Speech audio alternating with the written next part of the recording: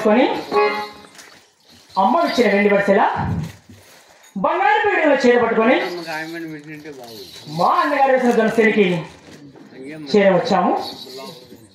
ఇందు గెలుపు దినం పరాగం తిరిగాము. కుడి చేతి హస్తంతో గువ్వలు తోలాను, ఎడవ చేతి హస్తంతో ఎగర తోలాను, కేకలేసి గోలుతో ఆనందపడ్డాను. అయినను ఎక్కడేనని నేను ఆడుకోవడానికి ఏదంత కర కూడా మూటు కాకపోయాను కదా. అందు ఆ కొమ్మ పైన చిలక గోరిక ఉన్నవి. వాటితో ఆ తర్వాత 4 బాగులు పాలు తిరిగాక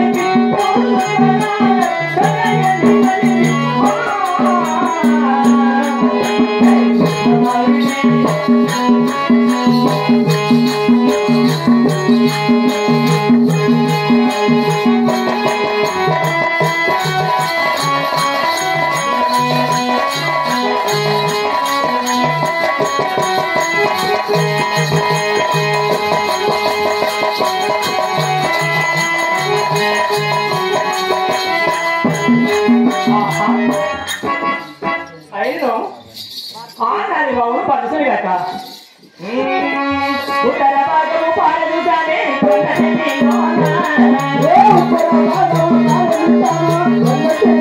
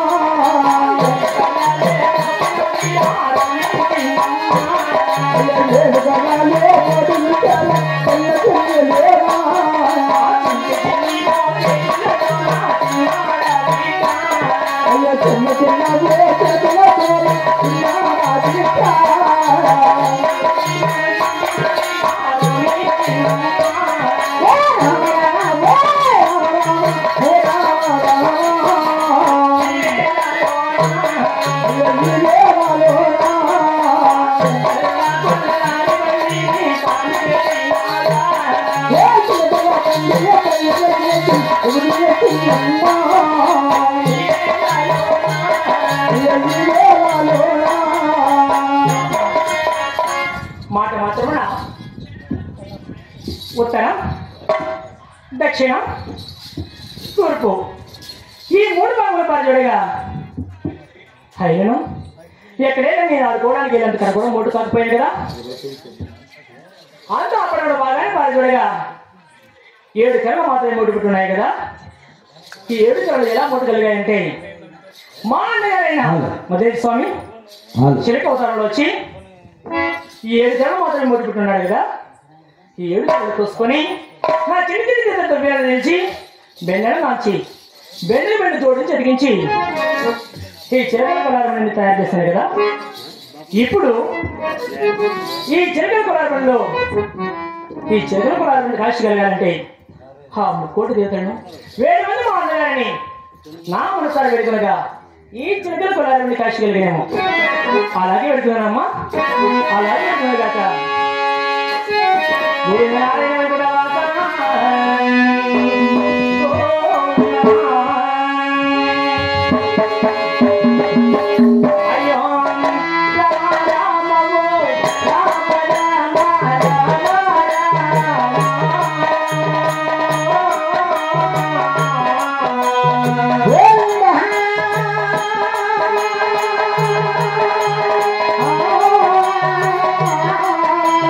Oh